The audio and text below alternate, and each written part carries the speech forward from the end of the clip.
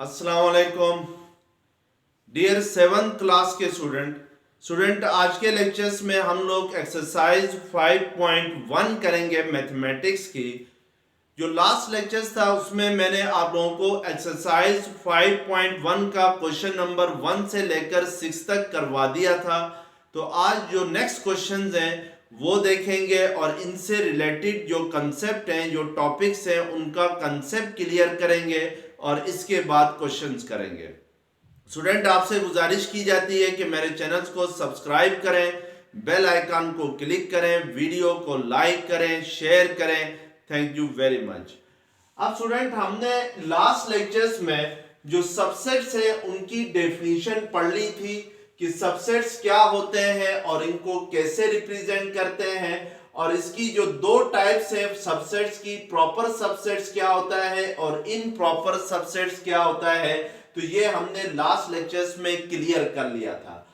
अब second topic आपके पास है वेन डायग्राम, इसी तरीके से थर्ड टॉपिक आपके पास है इक्वल सेट्स, और जो फोर्थ टॉपिक है वो आपके पास है इक्विवेलेंट सेट। तो आज के लेक्चर्स में हम लोग यहाँ पे देखेंगे कि वेन डायग्राम कैसे बनाते हैं और डिफरेंट केसेस में, यानी अगर जो गिवन सेट्स हैं वो एक दूसरे के सबसेट्स हों तो फिर उनके लिए वेन डायग्राम कैसे बनाई जाएगी। और केस 2 है, अगर जो गिवन सेट्स हैं वो ओवरलैपिंग सेट्स हों तो फिर वेन डायग्राम कैसे बनाई जाएगी, और अगर गिवन सेट्स जो है वो डिसजॉइंट सेट्स हों तो फिर उनके लिए वेन डायग्राम कैसे बनाई जाएगी ये देखेंगे। इसके बाद इक्वल सेट्स और इक्विवेलेंट सेट्स को डिफाइन करेंगे और इन दोनों में क्या डिफरेंस होता है ये देखेंगे। अब स्टूडेंट सबसे पहले हम लोग वेन डायग्राम को डिफाइन करते हैं कि वेन डायग्राम की डेफिनेशन क्या होगी। तो वेन डायग्राम की डेफिनेशन है the pictorial representation of sets is called Venn diagram.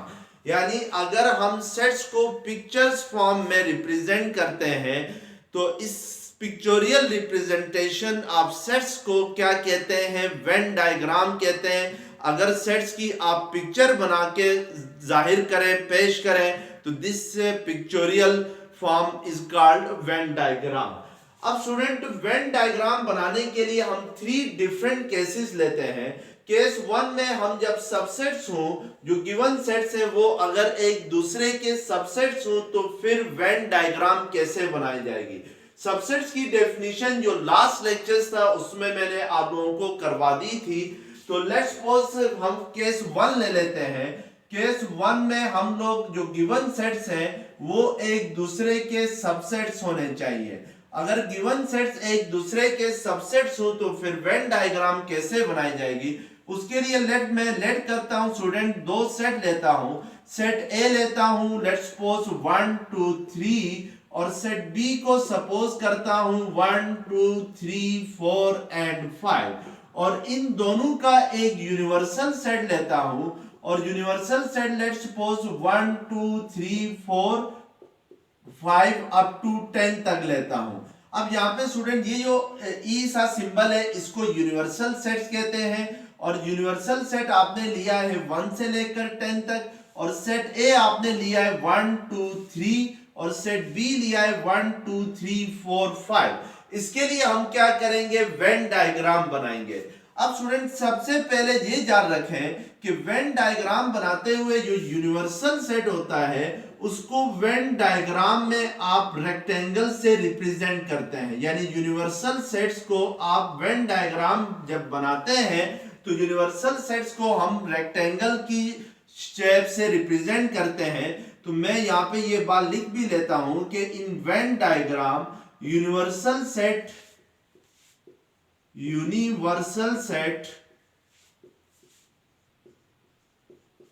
is always represented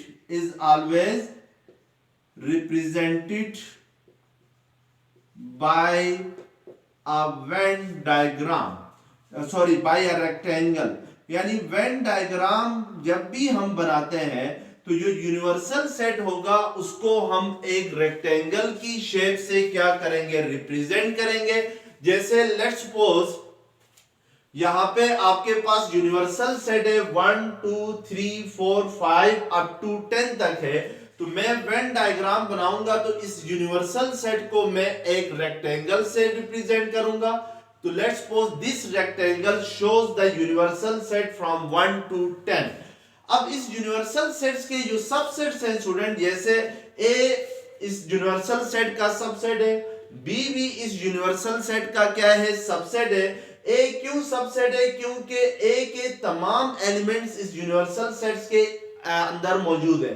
जैसे ए के एलिमेंट्स है 1 2 3 है, तो ये यूनिवर्सल सेट में आ रहे हैं। इस तरीके से बी के एलिमेंट्स है 1 2 3 4 5, तो ये सारे एलिमेंट्स भी यूनिवर्सल सेट से क्या करते हैं, बिलोंग करते हैं। तो इट मींस के सेट ए बी और सेट बी भी जो है वो इस यूनिवर्सल सेट्स का क्या होता है, सबसेट्स होते हैं। तो इट मींस के ए और बी सबसेट्स कहलाएंगे यूनिवर्सल सेट्स के। तो अब हम जब सबसेट्स के लिए फिगर बनाते हैं तो वो किस टाइप की बनाएंगे ये देखेंगे। तो in Venn diagram the subsets of universal sets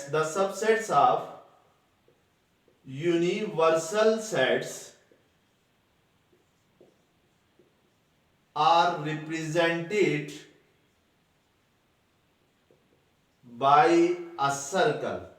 यानी वेन डायग्राम बनाते हुए जो यूनिवर्सल सेट्स के सबसेट्स होंगे उनको हम रिप्रेजेंट करेंगे सर्कल की फॉर्म में या ओवल शेप में भी इसको रिप्रेजेंट करते हैं। अब हमने इस circle inside the circle represented by a circle inside the rectangle. जो हमने सर्कल बनाने हैं सबसेट्स के लिए, उनको हमने ड्रॉ करना है इस रेक्टेंगल के इनसाइड।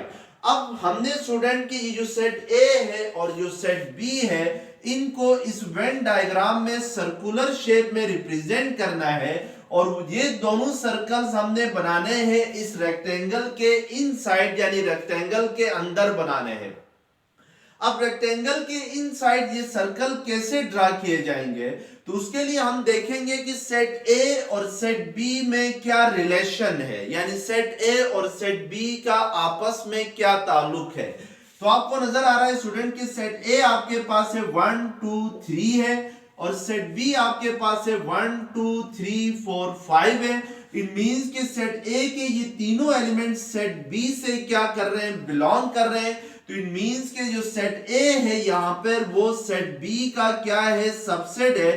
तो इट मींस हमने जो सबसे पहला केस लिया था वो क्या लिया था, सबसेट्स का लिया था। तो अब हमें नजर आ रहा है कि सेट ए सेट बी का सबसेट्स है।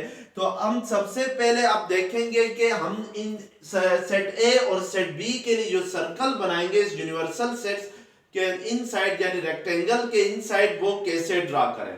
उसके लिए मैं पहले यहाँ पे देखें स्टूडेंट, सेट ए जो है वो सेट बी का सबसेट है। तो इसलिए मैं पहले सेट बी के लिए सर्कल बनाऊंगा। तो ये लेट्स सपोज सेट बी का सर्कल होगा इनसाइड द रेक्टेंगल, और फिर जो सेट ए के लिए सर्कल होगा वो सेट बी के सर्कल के इनसाइड आएगा, क्योंकि सेट ए सेट बी का सबसेट है। तो हम इस तरीके से अब इस सेट बी के सर्कल के इनसाइड जो है वो सेट ए के सर्कल को क्या करेंगे, ड्रॉ करेंगे। तो ये जो सेट इनसाइड जो सर्कल बना है ये सेट ए का सर्कल है। अब सेट ए के एलिमेंट्स है आपके पास 1 2 3, तो हम इन तीनों एलिमेंट्स को सेट ए के सर्कल के इनसाइड लिखेंगे। सेट बी के एलिमेंट्स है 1 2 3 4 एंड 5 है। तो इट मींस कि सेट बी के सर्कल के इनसाइड सेट ए का सर्कल बना हुआ है और उसमें जो एलिमेंट्स है 1 2 3 ये सेट बी के भी एलिमेंट्स होंगे। अब इन तीनों एलिमेंट्स के अलावा जो सेट बी के 4 और 5 है उनको हम सेट ए के सर्कल के आउटसाइड लिखेंगे, लेकिन सेट बी के सर्कल के इनसाइड लिखेंगे। अब इस 4 और 5 के अलावा जो यूनिवर्सल सेट्स के बाकी एलिमेंट्स है जैसे 6 है 7 है 8 है 9 है 10 है, ये सेट बी के सर्कल के आउटसाइड आ जाएंगे 6 7 8 9 एंड 10। तो इस तरीके से हम वेन डायग्राम बनाएंगे when set A and set B are subset of each other, यानी जब गिवन सेट्स एक दूसरे के सबसेट्स हो तो हम क्या करेंगे, वेन डायग्राम इस तरीके से बनाएंगे। अब हम नेक्स्ट स्टूडेंट केस लेते हैं। सेकंड केस हमारे पास है वेन डायग्राम बनाने के लिए, वो है ओवरलैपिंग सेट्स है। यानी ओवरलैपिंग सेट्स क्या होता है केस 2। पहले हम लोग जरा ओवरलैपिंग सेट्स को डिफाइन करेंगे और उसके बाद ओवरलैपिंग सेट्स के लिए जो वेन डायग्राम बनेगी वो कैसे बनेगी ये देखेंगे।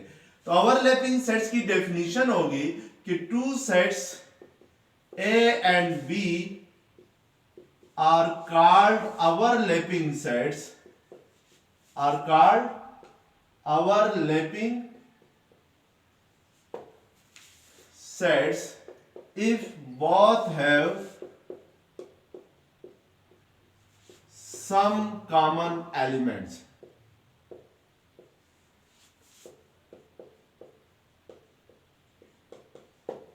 यानी दो सेट्स ए और बी ओवरलैपिंग सेट्स कहलाएंगे अगर दोनों सेट्स में कुछ कॉमन एलिमेंट्स हों। जैसे फॉर एग्जांपल मैं सेट ए लेता हूं 1 2 3 and 4, set B let's suppose मैं सपोज करता हूं 3 4 5 एंड 6, और यूनिवर्सल सेट में लेट्स सपोज 1 2 3 4 5 6 7 अप टू 10 तक लेता हूं। अब यहां पे देखें स्टूडेंट, सेट ए और सेट बी में कुछ एलिमेंट्स कॉमन है। जैसे 3 और 4 सेट ए में भी आ रहे हैं और सेट बी में भी आ रहे हैं। अब याद रखें स्टूडेंट के अगर सेट ए सेट बी का सबसेट हुआ तो फिर वो ओवरलैपिंग सेट नहीं कहलाएगा। ओवरलैपिंग सेट्स तब होते हैं जब कुछ एलिमेंट्स कॉमन हो और कुछ एलिमेंट्स कॉमन ना हो। Neither of them subset of each other, यानी दोनों में से कोई भी एक दूसरे का सबसेट भी नहीं होना चाहिए और दोनों में कुछ एलिमेंट्स कॉमन भी होने चाहिए। जैसे सेट ए और सेट बी में जो कॉमन एलिमेंट्स हैं वो 3 और 4 है, और सेट ए जो है वो सेट बी का सबसेट नहीं है क्योंकि 1 और 2 सेट ए से बी से बिलोंग नहीं करते हैं। इसी तरीके से सेट बी भी सेट ए का सबसेट नहीं है क्योंकि जो 5 एंड 6 है सेट बी के वो सेट ए से बिलोंग नहीं करते हैं। तो इट मींस के ए और बी ओवरलैपिंग सेट्स होंगे। अब स्टूडेंट में अगर ओवरलैपिंग सेट्स के लिए वेन डायग्राम बनाओ तो वो कैसे बनाई जाएगी कि सबसे पहले हम जो यूनिवर्सल सेट है उसके लिए हम एक रेक्टेंगल ड्रॉ करेंगे और उसके बाद फिर हम देखेंगे कि जो सबसेट्स हैं यूनिवर्सल सेट के ए और बी, ये इनका आपस में क्या रिलेशन है, इन दोनों सेट्स का आपस में क्या रिलेशन है ये देखेंगे। अब हम नजर आ रहा है कि ए और बी जो है वो ओवरलैपिंग सेट्स हैं, तो हम फिर वेन डायग्राम के बनाने के लिए इस ए के लिए पहले सर्कल ड्रा करेंगे इस रेक्टेंगल के inside. Let's suppose this circle show the set A, और सेट बी का सर्कल इस तरीके से ड्रा करेंगे कि सेट बी के सर्कल का कुछ रीजन यानी सम रीजन जो होगा सेट बी के सर्कल का वो सेट ए के सर्कल के साथ कॉमन हो। तो let's suppose this second circle shows the set B, और हमने सेट बी और सेट ए में सम रीजन क्या रखा, हमने कॉमन रखा to both set A and set B. अब ये जो कॉमन रीजन रखा है इसमें वो एलिमेंट्स आएंगे जो दोनों में कॉमन एलिमेंट्स हैं। जैसे आपके पास इन दोनों सेट्स में जो कॉमन एलिमेंट्स हैं वो 3 और 4 है, तो इन कॉमन एलिमेंट्स को हम इस कॉमन रीजन में रखेंगे और इस कॉमन रीजन के लेफ्ट साइड पे हमारे पास जो सेट ए के बाकी एलिमेंट्स हैं 1 और 2 ये आ जाएंगे, और इस कॉमन एलिमेंट से राइट साइड पे हमारे पास जो सेट बी के बाकी एलिमेंट जो है जो अदर एलिमेंट्स है अदर देन कॉमन वो आ जाएंगे, यानी 5 और 6 आ जाएंगे। तो ये आपके पास क्या होंगे, ओवरलैपिंग सेट्स हो। तो फिर आपने डायग्राम वेन डायग्राम इस तरीके से ड्रा करनी होगी। तो ये हमारे पास सेकंड केस हो गया वेन डायग्राम को बनाने के लिए।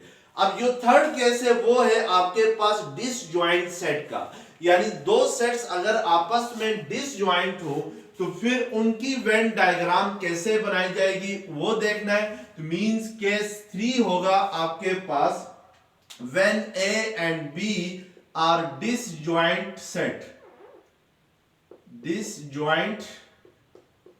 sets. Two sets A and B are called, overlapping की जगह क्या आ जाएगा, disjoint आ जाएगा, are called disjoint set if both have no common elements. Some common elements की जगह क्या आ जाएगा, no common elements आ जाएगा.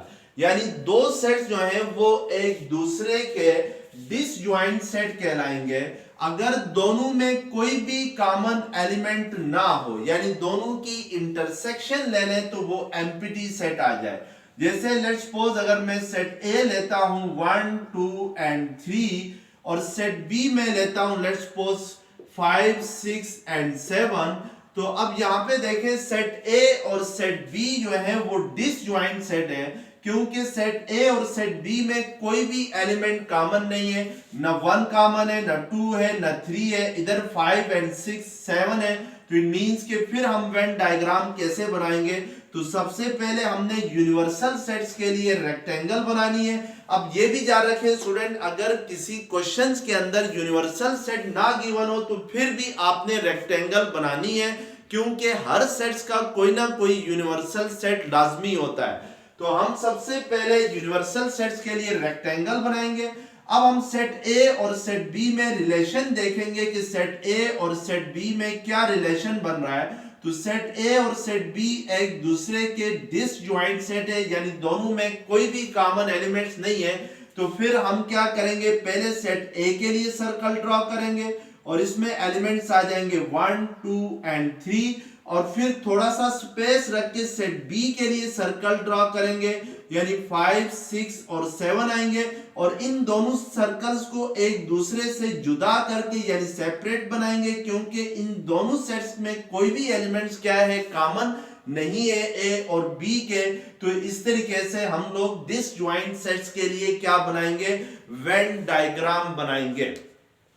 अब हम स्टूडेंट इस वेन डायग्राम से रिलेटेड जो क्वेश्चंस हैं वो करते हैं. तो आइए देखते हैं एक्सरसाइज 5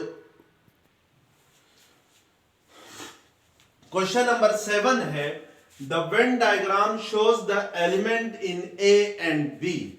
यानी आपके पास क्वेश्चंस के अंदर एक वेन डायग्राम बनी हुई है और ये वेन डायग्राम जो है वो ए और बी के एलिमेंट्स को शो कर रही है. जैसे जो बाहर वाला सर्कल है ये सेट ए को शो कर रहा है और इसके इनसाइड जो सर्कल बना हुआ है जिसमें आपके पास बी लिखा हुआ है ये सेट बी को शो कर रहा है.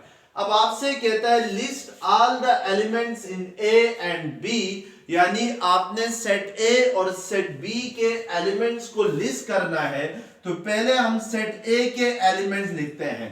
तो सेट ए के एलिमेंट्स आपके पास है ओ पी क्यू आर है, यानी आपके पास सेट ए का फर्स्ट एलिमेंट है O P Q R S T है. तो ये O P Q R S T होंगे. इसके अलावा यहाँ पे देखें स्टूडेंट जी जो सेट बी का सर्कल है ये सेट ए के सर्कल के इनसाइड है. इसका मतलब है कि सेट बी जो है वो सेट ए का सबसेट है. तो इट मींस कि सेट बी के भी सारे एलिमेंट सेट ए में क्या है, इंक्लूड है. तो सेट बी में आपके पास है एल एम एन है और ये एन 2 बार लिखा हुआ है स्टूडेंट गलती से बुक में है. तो ये एक ही बार है क्योंकि सेट्स में रिपीटिशन अलाउ नहीं है. तो इट मींस कि हम यहाँ पर एक एन को मिटा देंगे तो सेट ए में ये एलिमेंट्स भी आएंगे, सेट बी के एल एम और एन आएंगे. अब सेट बी को हम लिस्ट करते हैं. तो सेट बी हमारे पास है एल एम एंड एन है, यानी जो सेट बी के सर्कल के इनसाइड जो एलिमेंट्स होंगे L M N, these are the elements of क्या होंगे, बी होंगे. तो हम इनको क्या करते हैं, लिस्ट करते हैं. तो ये आपके पास सेट ए और सेट बी हुआ. अब हम सेकंड पार्ट जो है वो देखते हैं. सेकंड पार्ट है आपके पास is A a proper subset of B, explain. अब यहां पे आपसे कहता है कि क्या ए जो है वो बी का प्रॉपर सबसेट है कि नहीं है. तो ए बी का प्रॉपर सबसेट तब होगा जब ए का हर एलिमेंट बी से बिलोंग करता हो और बी में कुछ ऐसे एलिमेंट्स हो जो ए से बिलोंग ना करते हो. अब जहां पे देखें स्टूडेंट ए का ओ है फर्स्ट एलिमेंट, तो वो बी से बिलोंग नहीं कर रहा है, पी भी नहीं कर रहा है, क्यू भी नहीं कर रहा है, तो इट मींस कि सेकंड पार्ट का आंसर होगा कि A is not a proper subset of B. जो ए है वो बी का प्रॉपर सबसेट नहीं है, not proper subset of B होगा। अब आपसे उसने यहां पे ये भी क्या हुआ है कि इसका आंसर देने के बाद आपने अपने आंसर के हक में क्या करना है, एक्सप्लेनेशन देनी है कि why A is not a proper subset of B। तो आप लिख सकते हैं एक्सप्लेनेशन में कि because all elements of A does not belongs to B, क्योंकि A के तमाम एलिमेंट्स जो हैं वो B से बिलोंग नहीं कर रहे हैं, तो इसलिए हम कहेंगे कि A is not a proper subset of B।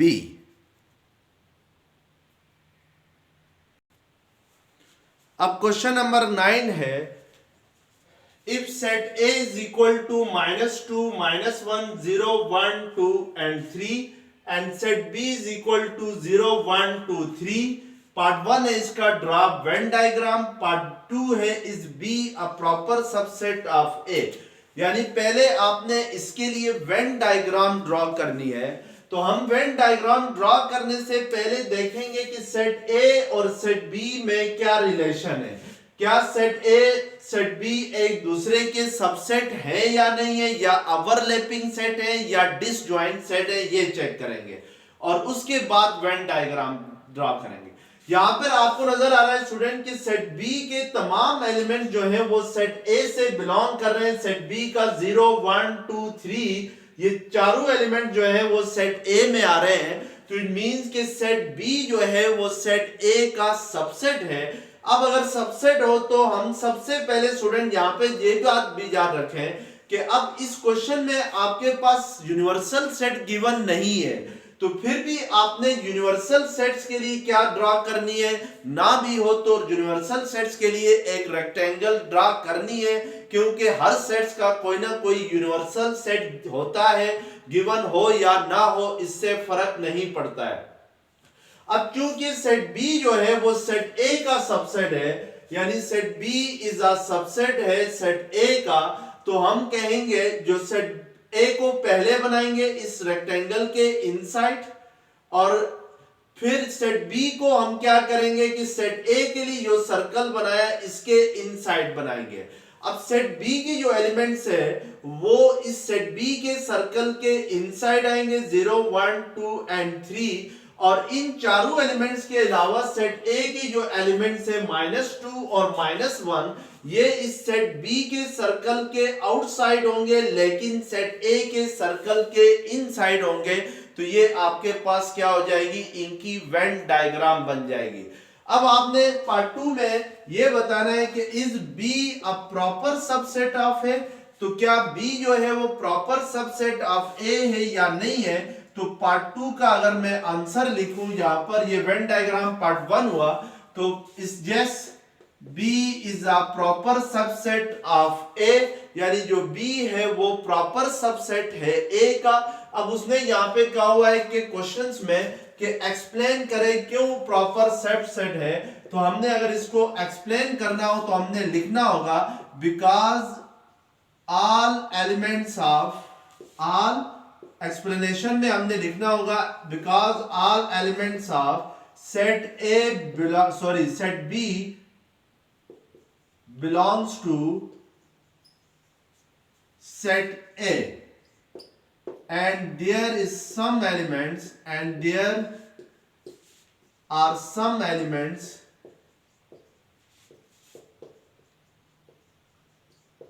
in set A which does not belongs to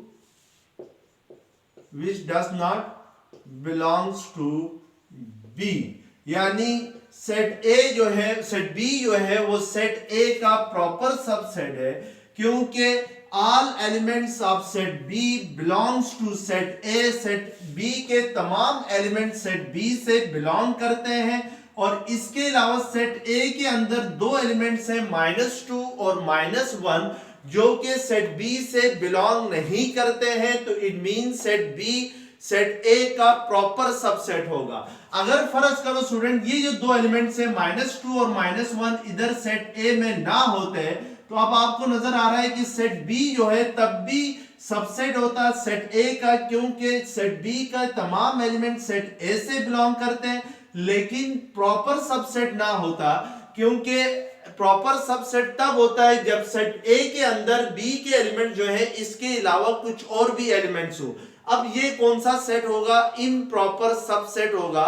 तो यहाँ पे उसने आपसे पूछा है क्या ये प्रॉपर सबसेट है कि नहीं है, तो इस -1 और -2 की वजह से सेट बी जो होगा वो सेट ए का प्रॉपर सबसेट होगा। तो इस तरीके से हम इस क्वेश्चंस को क्या करेंगे, सॉल्व करेंगे। अब नेक्स्ट क्वेश्चन करने से पहले स्टूडेंट हम इक्वल सेट्स और इक्विवेलेंट सेट्स की डेफिनेशन देखेंगे और उसके बाद नेक्स्ट क्वेश्चन करेंगे। पहले हम जरा इक्वल सेट्स को देखते हैं कि इक्वल सेट्स किससे कहते हैं। इक्वल सेट्स की डेफिनेशन है कि two sets are equal sets if they have exactly same elements, यानी अगर दो सेट्स में जो एलिमेंट्स है वो बिल्कुल एग्जैक्टली सेम हो तो वो दोनों सेट्स आपस में क्या कहलाएंगे, इक्वल सेट्स कहलाएंगे। जैसे लेट्स सपोज मैं सेट ए लेता हूं 1 2 3 एंड 4, सेट बी में लेट्स सपोज लेता हूं 3 4 1 एंड 2। अब मैं अगर चेक करता हूं क्या सेट ए और सेट बी इक्वल सेट्स हैं या नहीं है, तो इट मींस कि हमें देखना होगा क्या सेट ए और सेट बी में एलिमेंट सेम है कि नहीं है। तो सेट ए में फर्स्ट एलिमेंट 1 है तो सेट बी में भी 1 आ रहा है, सेट ए में सेकंड एलिमेंट 2 है तो सेट बी में भी 2 आ रहा है। इसी तरीके से थर्ड एलिमेंट सेट ए में 3 है तो यहाँ पे फर्स्ट एलिमेंट 3 है बी में, और जो लास्ट एलिमेंट है सेट ए में वो 4 है तो इधर सेकंड एलिमेंट सेट बी में 4 है। तो सेट्स में स्टूडेंट ऑर्डर इंपॉर्टेंट नहीं होता है, यानी कौन सा एलिमेंट पहले लिखा है या बाद में लिखा है इससे कोई फर्क नहीं पड़ता है। तो लेकिन एलिमेंट्स क्या होने चाहिए, एग्जैक्टली सेम होने चाहिए। तो हम कहेंगे A and B are equal sets, यानी ए और बी क्या है, इक्वल सेट्स है, क्योंकि दोनों के एलिमेंट्स एग्जैक्टली क्या है, सेम है। अब इक्विवेलेंट सेट्स की डेफिनेशन क्या होती है कि two sets A and B are equivalent sets if they have same number of elements, यानी अगर दो सेट्स में जो नंबर ऑफ एलिमेंट्स है यानी एलिमेंट्स की जो तादाद है वो अगर सेम हो तो फिर हम कहेंगे कि ये दोनों सेट्स इक्विवेलेंट सेट्स हैं। तो जैसे नेक्स्ट है the elements do not need to be the same, और जो एलिमेंट्स हैं वो जरूरी नहीं है कि एक जैसे भी हो भी सकते हैं और नहीं भी हो सकते हैं।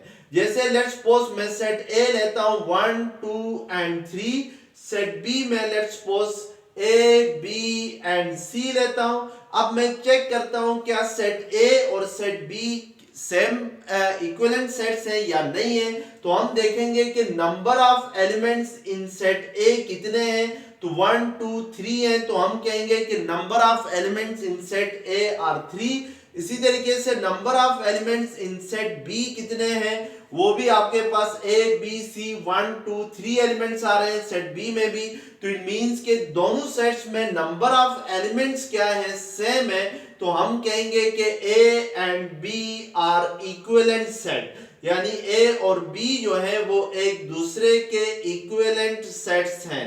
क्यों? क्योंकि दोनों में सेम नंबर ऑफ एलिमेंट्स आ रहे हैं। अब यहाँ पे भी देखें स्टूडेंट कि ये दोनों इक्वल सेट्स हैं ए और बी फर्स्ट एग्जांपल में, लेकिन अगर मैं नंबर ऑफ ए लेता हूं इस एग्जांपल में तो वो 4 है, यानी 4 नंबर ऑफ एलिमेंट्स है सेट ए में, और सेट बी में जो नंबर ऑफ एलिमेंट्स है वो भी 4 है। तो इट मींस कि ये जो सेट ए और सेट बी इक्वल सेट्स भी हैं और इक्विवेलेंट सेट्स भी हैं। अब इधर से एक ऑब्जेक्टिव भी आता है कि every equal set is also day set, तो डैश में आपने लिखना है इक्विवेलेंट सेट लिखना है, यानी हर इक्वल सेट एक इक्विवेलेंट सेट भी हो सकता है, लेकिन ये जरूरी नहीं है कि हर इक्विवेलेंट सेट भी एक इक्वल सेट हो। जैसे ये ए और बी इक्विवेलेंट सेट तो है, लेकिन इक्वल सेट्स नहीं है इस एग्जांपल में, क्योंकि दोनों के एलिमेंट्स क्या है, डिफरेंट हैं। तो दोनों के एलिमेंट्स डिफरेंट होने की वजह से ये इक्वल सेट्स नहीं होंगे।